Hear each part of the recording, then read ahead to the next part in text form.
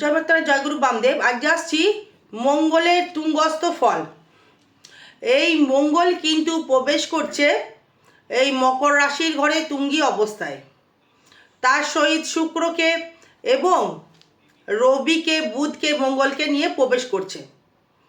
তার মানে এখানে আপনাদের কি হচ্ছে, এই মঙ্গল এই প্রবেশ করবে হচ্ছে উত্তরাষাঢ়া নক্ষত্রে। সেই মঙ্গল যখনই উত্তরাষাঢ়া নক্ষত্রে প্রবেশ করবে দগ্ধ হবে ঠিকই, কিন্তু সে কিন্তু শুক্র দগ্ধ হবে এবং রবি থাকবে উত্তরাষাঢ়া নক্ষত্রে, বুধ থাকবে আপনার ক্ষেত্রে উত্তরাষাঢ়া নক্ষত্রে, সব রবির নক্ষত্রে, সব রবির গমন। তার মানে রবির গমন যেই চলে এলো 17 তারিখে, 17ই জানুয়ারির পর থেকে। তাই মকরে যখনই মঙ্গল, এই রবি এবং বুধ এবং শুক্র যখনই প্রবেশ করবে, এই কোন কোন রাশির ক্ষেত্রে শুভ ফল, কোন কোন রাশির ক্ষেত্রে অশুভ ফল অবশ্যই করে থাকবো আমি। এই প্রথমে দেখুন, এই মঙ্গল হচ্ছে একটা পাওয়ারফুল প্ল্যানেট, যার ভেতরে একটা শক্তি এবং তার ভেতরে একটা ভাতৃকারক গ্রহ হচ্ছে মঙ্গল।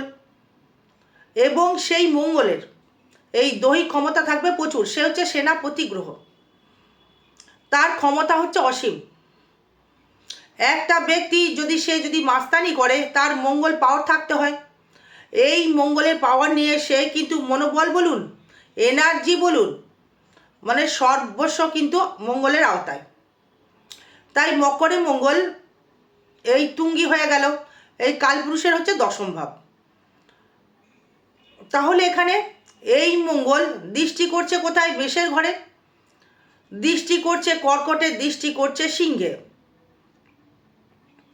এবং এই মেষের ক্ষেত্রে থাকছে দশম ঘরে, বিষর ক্ষেত্রে থাকছে নবম ভাবে, এই মিথুনের ক্ষেত্রে থাকছে অষ্টম ভাবে, কর্কটের ক্ষেত্রে থাকছে সপ্তম ভাবে, সিংহের ক্ষেত্রে ষষ্ঠ ভাবে, কন্যার ক্ষেত্রে পঞ্চম ভাবে, তুলার ক্ষেত্রে চতুর্থ ভাবে, বৃশ্চিকের ক্ষেত্রে তৃতীয় ভাবে, ধনুর ক্ষেত্রে দ্বিতীয় ভাবে, মকরের ক্ষেত্রে লগ্নে এবং কুম্ভের ক্ষেত্রে দ্বাদশ এবং মীনের ক্ষেত্রে একাদশে। তাহলে এখানে এই মঙ্গলের এই রবির যে গোচর ফল, এখানে হয়তো এই মেষের ক্ষেত্রে কর্ম নিয়ে কিছু সমস্যা আসতে পারে। যদি বলেন যে কেন, এই কর্মের জায়গায় একটা, কিন্তু এই মঙ্গল, রবি এবং শুক্র যখনই একত্রিত হয়ে গেল, এই মঙ্গল হিসাবে মেষের ক্ষেত্রে সব রাশি নিয়ে কিন্তু থাকবো। মেষ থেকে মীন রাশি, মেষ, বৃষ, মিথুন, কর্কট, সিংহ, কন্যা, তুলা, বৃশ্চিক, ধনু, মকর, কুম্ভ, মীন, মানে সবার নিয়ে থাকবো, সঙ্গে থাকতে হবে পুরোটাই, তবেই বুঝতে পারবেন।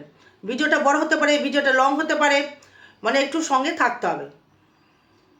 এই মেষের ক্ষেত্রে কি হবে, এই ভূমি লাভ দেবে। মেষের ক্ষেত্রে ভূমি লাভ অবশ্যই করে দেবে। এই কর্মের উন্নতি দিলেও কর্মের জায়গায় মাঝে মধ্যে একটু বিরোধিতা জায়গা তৈরি করবে এই মেষের ক্ষেত্রে। এই ভূমি লাভ করবে, কর্মের দিক থেকে একটু সমস্যা তৈরি করবে, কিন্তু লগ্নপতি যেহেতু কর্মের জায়গায় চলে গেল, এই কর্মের জায়গায় প্রমোশন, কর্মের জায়গায় উন্নতি, কর্মের জায়গায় সাকসেস পাবেন। এই শরীরের রাগ প্রচণ্ড হারে বেড়ে যাবে, মনে রাগ প্রচণ্ড হারে বেড়ে যাবে, এবং এই সন্তানের সহিত একটু গোলযোগ সৃষ্টি করতে পারে। ভাই ভাতা ভগ্নির সাথে ভালো রিলেশনশিপ দেবে এবং দারুণ দারুণ উন্নতির জায়গা দেবে হচ্ছে এই মেষ রাশি বা মেষ লগ্নের ক্ষেত্রে এই মঙ্গল, রবি, বুধ ট্রানজিট করার জন্য। ঠিক আছে, এই বিষর ক্ষেত্রে কি ফল দেবে? এই বিষর ক্ষেত্রে ফল দেবে এই সাংসারিক কিছু গোলযোগ বিষর ক্ষেত্রে দেবে। এই সপ্তমের তুঙ্গি মানে ব্যবসায় উন্নতি প্রচণ্ড হারে দেবে, ব্যবসা ক্ষেত্রে মুনাফা দেবে, নতুন গৃহ নির্মাণ দেবে, শত্রু পরাস্ত হবে, এই দাম্পত্য কলহ স্বামী স্ত্রীর মধ্যে একটু বৃদ্ধি করবে বিশ্বরাশি বা বিশ্বলগ্নের ক্ষেত্রে, মানসিক ডিপ্রেশন তৈরি করবে, মানসিক গোলযোগ সৃষ্টি করবে, হুটহাট করে মাথা গরম হয়ে যাবে, শরীরের পেছনে কিছু আঘাত করার চেষ্টা করবেন, নিজেই সেটা চেষ্টা করবেন।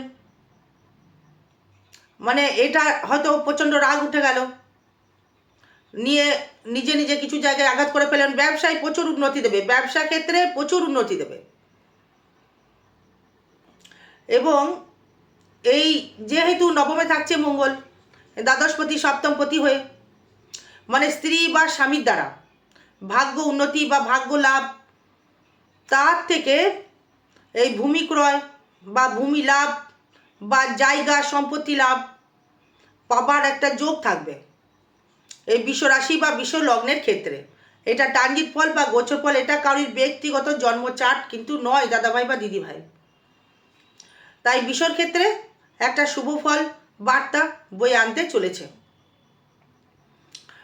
এই বুকের দিকে এই যারা ঠান্ডায় ভুগছিলেন অনেকটাই ক্লিয়ার হবে। বাড়ি ঘরের পেছনে কিছু অর্থ ব্যয় হবে, নতুন বাড়ি ঘর নির্মাণ করার জন্যে, বা জমি জায়গা হয়তো কিছু কিনেছেন তার পেছনে কিছু অর্থ ব্যয় হবে, তবে বিশ্বর ক্ষেত্রে খারাপ ফল নয়। এই মিথুনের ক্ষেত্রে কি হবে, এই অষ্টমে থাকছে মঙ্গল, দৃষ্টি করছে একাদশে, দৃষ্টি করছে দ্বিতীয়, দৃষ্টি করছে তৃতীয়, এইভাবে থাকছে হচ্ছে তুঙ্গি অবস্থায়, মানে ষষ্ঠপতি একাদশপতি তুঙ্গি। এই কর্মলাভ, কর্মের স্থায়িত্ব লাভ, এই শরীরের রোগ ব্যাধ থেকে কিছু কিছু সময় মুক্তি লাভ করতে পারবেন, এই শরীরের দিক থেকে মুক্তি লাভ করবে, এই রোগ নিরাময় হবে, এই শত্রু এই ডিমোশন হবে, এই শত্রু পরাস্ত হবে, এই দৈহিক এই জোর বৃদ্ধি পাবেন, এই দাম্পত্য কলহ কিছু কিছু সময় সৃষ্টি করবে, মানসিক চিন্তা বাড়বে, এই ডিপ্রেশন বাড়বে, টেনশন বাড়বে, আয় প্রচণ্ড হারে বৃদ্ধি করবে, এই সেভিংস করবার মনোভাব দেবে, এই সবাইকে কটাক্ষ বাক্য বলে ফেলবেন, এই স্বামী স্ত্রীর মধ্যে একটু সমস্যা তৈরি করবে। এই যেহেতু মঙ্গল তুঙ্গি হয়ে যাবে, এই কর্মের শত্রু এই পরাস্ত কিন্তু হবে, এই শত্রু বৃদ্ধিও হবে, নাই শত্রু পরাস্ত হবে, দুটোর মধ্যে একটা কিন্তু ঘটবে। যেহেতু আমি আপনার জন্মচার্ট দেখিনি, এটা ট্রানজিট ফল বা গোচর ফল, নাই শত্রু বাড়বে, নাই শত্রু পরাস্ত হবে, কারণ মঙ্গল এই ষষ্ঠ ভাব হচ্ছে শত্রু বা ঋণ, যেহেতু তৃতীয় পতি সঙ্গ নিয়ে যাচ্ছে, এই পঞ্চম পতিকে সঙ্গে নিয়ে যাচ্ছে, এই চতুর্থপতি লগ্নের অধিপতিকে নিয়ে মঙ্গল একত্রিত হয়ে যাচ্ছে, একটু সমস্যা কিন্তু দেবে। এই শরীর দিকে একটু নজর রাখতে হবে মিথুন রাশি বা মিথুন লগ্নের ক্ষেত্রে। এই মঙ্গল এই রবি বুধের ট্রানজিট অনুযায়ী বলছি। এবার আসবো হচ্ছে কর্কট রাশি। এই দাম্পত্য কলহ সৃষ্টি করবে, এই মানসিক জোর বৃদ্ধি করবে, এই মাথা প্রচণ্ড হারে গরম হয়ে যাবে, এই প্রেমিক প্রেমিকার মধ্যে অশান্তি সৃষ্টি হবে, এই ব্যবসা ক্ষেত্রে মাঝে মধ্যে মানে কিছু সমস্যা দিলেও দিতে পারে, এবং এই ব্যবসার জায়গায় মানে একটু পুঁজির ঘাটতি আসতে পারে। মানে এটা 2026-এর পুরো কথা কিন্তু বলছি না, এই মঙ্গলের রবি বুধের গোচর, এই শুক্রের গোচর দেবে এগুলো। এবং দেখুন এই যে আপনার মনোবল কিন্তু বৃদ্ধি করবে, প্রচুর মনোবল বৃদ্ধি করবে, সেভিংস করবার মনোবল দেবে। হ্যাঁ, হয়তো বলছেন যে দিদি ভাই এক সময় বলছেন যে হ্যাঁ যে খারাপ, আবার এক সময় বলছেন যে খারাপ, কিন্তু পুঁজি মানে খাটা একরকম আর সেভিংসটা একরকম। আর শত্রু যখন বেড়ে থাকবে, শত্রু পরাস্ত কিন্তু হবে, আপনাকে কিছু বলতে গেলে সে কিন্তু ভয় পাবে যে এই ব্যক্তিকে আমি কিছু বলবো না, বললেই আমার সর্বনাশ আমি নিজেই ডেকে নিয়ে আসবো, আপনাকে কিছু বলতে পারবে না।